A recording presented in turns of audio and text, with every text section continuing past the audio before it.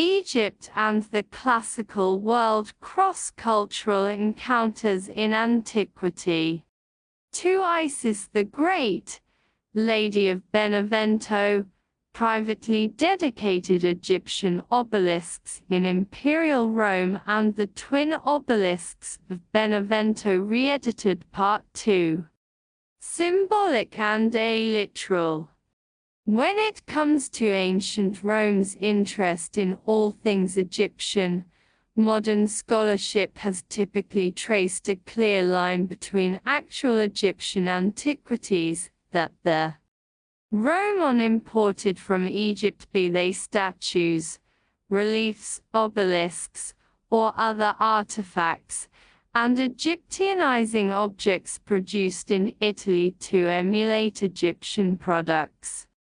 Running in parallel to this classification, a similar distinction has also been drawn between those monuments that bear legible, meaningful hieroglyphic inscriptions and those that sport illegible pseudo-hieroglyphs.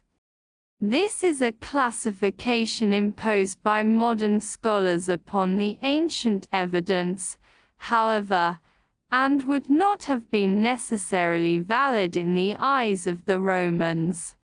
Recently, Molly Swetnam-Burland has convincingly argued that such a rigid taxonomy can actually be misleading when trying to understand Rome's interest in and approaches to ancient Egyptian culture and its artistic production, since it risks uprooting the objects from their historical context, and therefore fails to grasp their cultural biographies. Thus, when dealing with Roman obelisks, we should not necessarily assume that monuments inscribed with legible hieroglyphic texts, such as those of Benevento, appeared intrinsically more Egyptian to a Roman audience than those covered in pseudo-hieroglyphs, like the Florentine specimen. No Roman citizen and very few native Egyptians, to be sure, would have been able to read a hieroglyphic inscription, be it genuine or gibberish, and thus its value would have been primarily symbolic, through the connection that pseudo-hieroglyphs established with ancient Egypt and its traditions, real or perceived.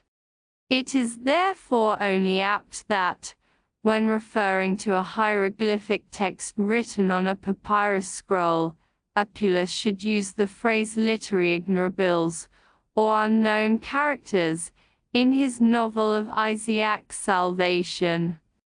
While accepting this framework, I would, however, argue that Roman obelisks inscribed with legible hieroglyphic texts, be they imperial or private commissions, still occupy a distinct place in the study of Roman Egyptiaca.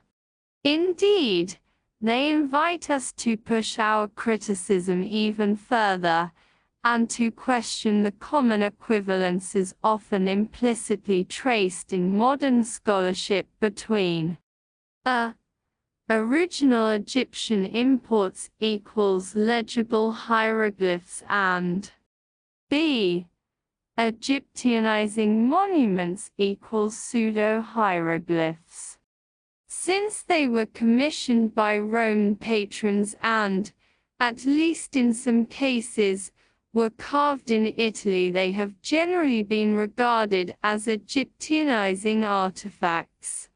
Yet, rather than being covered in pseudo-hieroglyphs, they make a creative use of the ancient Egyptian language and script, and thus attest to the evolution of Rome as much as of Egyptian royal ideology and religious thought, for the Roman emperor was ultimately also Egypt's pharaoh, and the only individuals able to produce hieroglyphic inscriptions at the time were members of the Egyptian priesthood. These monuments thus operated simultaneously on two levels. Surely they held an immediate symbolic function associating them with Egypt and the perceived lore of its ancient traditions, as did any other Egyptianizing artifact.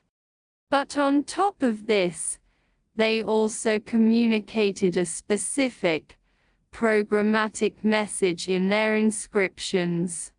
In them, to quote Swetnam Berland, there is no dichotomy between an Egyptian creation and a Roman reuse, nor is there a competition between a symbolic and a literal meaning, for their creation was simultaneously Egyptian and Roman, and their meaning was intended from the start to work on both a symbolic and a literal level.